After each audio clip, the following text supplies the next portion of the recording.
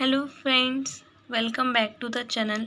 हमारी जो सीरीज़ चल रही है जिसमें हम एडवांस क्वांटम मैकेनिक्स के इम्पॉर्टेंट क्वेश्चंस कवर कर रहे हैं, उसी को आज हम कंटिन्यू करने जा रहे हैं। हमारा वीडियो का फर्स्ट क्वेश्चन है, what is direct negative energy concept. अगर हम बात करें 1928 में पॉल एड्रिन मॉरिस डायरेक्ट ने ये डेवलप किया था। इसी को डायरेक्ट इक्वेशन भी कहते हैं। ये कंबाइन करता है क्वांटम मैकेनिक्स को और Einstein special theory of relativity को, और ये डिस्क्राइब करता है रिलेटिविस्टिक इलेक्ट्रॉन को। अगर हम बात करें तो इसकी एक रिमार्केबल प्रेडिक्शन ये थी इस इक्वेशन की कि यहाँ से हमें पता चलता है नेगेटिव एनर्जी स्टेट का, जो इनिशियली अपेयर होती है फिज़िकली इम्पॉसिबल होती है।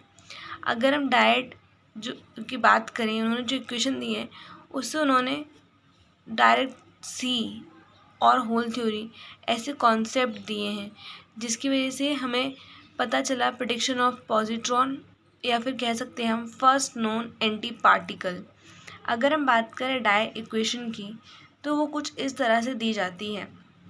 यहाँ पर साई जो है वो है हमारा 4 कंपोनेंट स्पिन या फिर वेव फंक्शन, एम है मास ऑफ इलेक्ट्रॉन, सी है स्पीड ऑफ लाइट, अल्फ़ा और बीटा है हमारे डायरेक्ट मैट्रिसेस। अगर हम बात करें इसकी करस्पॉन्ड आइजन वैल्यू की तो वो इस तरह से आती है, और यहीं से हमें पता चलता है कि 2 एनर्जी सॉल्यूशंस आर ऑब्टेन। जो पॉजिटिव एनर्जी है वो प्लस ई से आएगा और जो नेगेटिव एनर्जी है वो माइनस ई से आएगा। अब हमारे पास प्रॉब्लम थी नेगेटिव एनर्जी स्टेट की।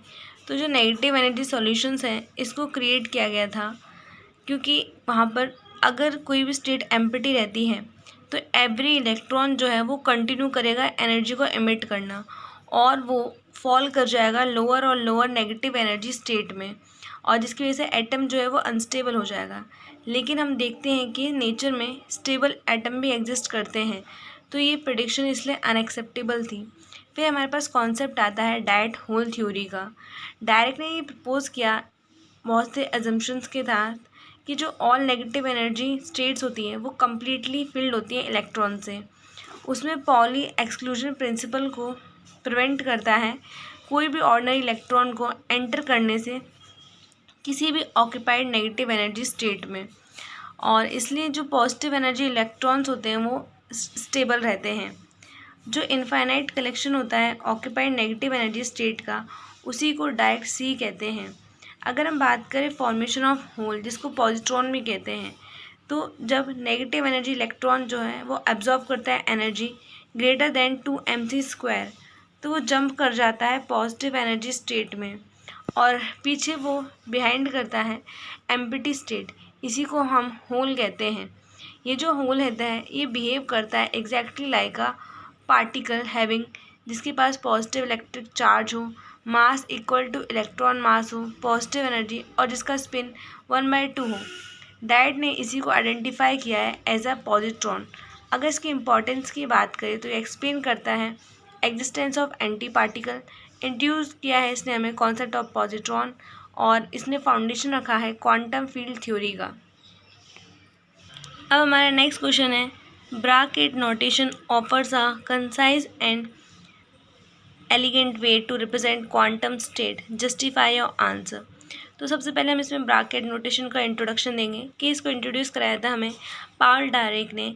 ये एक कॉम्पैक्ट और एलिगेंट मैथमेटिकल नोटेशन है जिसका यूज़ हम क्वांटम मैकेनिक्स में करते हैं किसी भी quantum state operator physical observer को रिप्रेजेंट करने के लिए।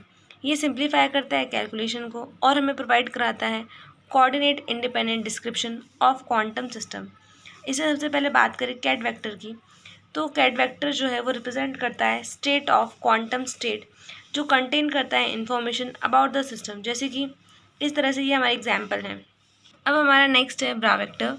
जो ब्रा वेक्टर है वो एक हर्माइटियन कॉन्जुगेट होता है कैट वेक्टर का, जिसको हम इस तरह से रिप्रेजेंट करते हैं। इसका यूज़ करते हैं to calculate probabilities and expectation value. Next है हमारे पास टर्म इनर प्रोडक्ट। जो इनर प्रोडक्ट होता है उसको हम इस तरह से लिखते हैं, ये हमें प्रोबेबिलिटी देता है एम्पलीट्यूड बिटवीन द 2 स्टेट। अगर ये 1 है तो ये नॉर्मलाइज्ड होता है, और अगर ये 0 आ रहा है तो ये दोनों ऑर्थोगोनल कहलाते हैं। अब हम बात करेंगे आउटर प्रोडक्ट की, जिसे कैट ब्रा कहते हैं। तो वो इस तरह से देते हैं। ये रिप्रेजेंट करता है लीनियर ऑपरेटर को। नेक्स्ट है हमारे पास रिप्रेजेंटेशन ऑफ ऑपरेटर। तो जब हम ब्रैकेट नोटेशन की बात करते हैं तो एक ऑपरेटर को हम कुछ इस तरह से कैट फॉर्म में लिखते हैं। वहीं पर हम आइजन वैल्यू की बात करें तो वो इस तरह से आती हैं, और जहाँ पर ए है उसी को हम आइजन वैल्यू कहते हैं। नेक्स्ट है हमारे पास एक्सपेक्टेशन वैल्यू। अब हमारा नेक्स्ट क्वेश्चन है make necessary comparison between time independent Schrodinger equation and time dependent Schrodinger equation. अगर हम श्रोडिंगर इक्वेशन की बात करें तो ये हमें एरविन श्रोडिंगर ने 1926 में दी थी। ये एक फंडामेंटल इक्वेशन है for non relativistic quantum mechanics. ये हमें डिस्क्राइब करती है behaviour and evolution of microscopic particles such as electron, atom, molecules through a wave function. अगर वेव फंक्शन की बात करें तो वो कंटेन करता है complete information about the quantum state of a particle. ये डिपेंड करता है कि वो टाइम के साथ इवॉल्व हो रही है फिर नहीं, तो इसलिए हमने दो में इसको डिवाइड किया है। फर्स्ट है टाइम डिपेंडेंट श्रोडिंगर इक्वेशन और दूसरी है टाइम इंडिपेंडेंट श्रोडिंगर इक्वेशन। तो यहाँ पर हमने कंपैरिजन टेबल बनाई है। सबसे पहले ये टाइम के साथ ये सबसे पहले डिस्क्राइब करता है इवोल्यूशन विद टाइम, और ये हमें बताता है स्टेशनरी स्टेट्स के बारे में। ये डिपेंड करता है टाइम और पोजीशन पर, ये सिर्फ पोजीशन पर डिपेंड करता है। ये एप्लीकेबल होता है क्वांटम स्टेट्स में, और ये एप्लीकेबल होता है जहाँ पर भी potential energy independent of time होती है। इसकी इक्वेशन कुछ इस तरह से है, और इसकी है एच साई ई साई जो टाइम से इंडिपेंडेंट है।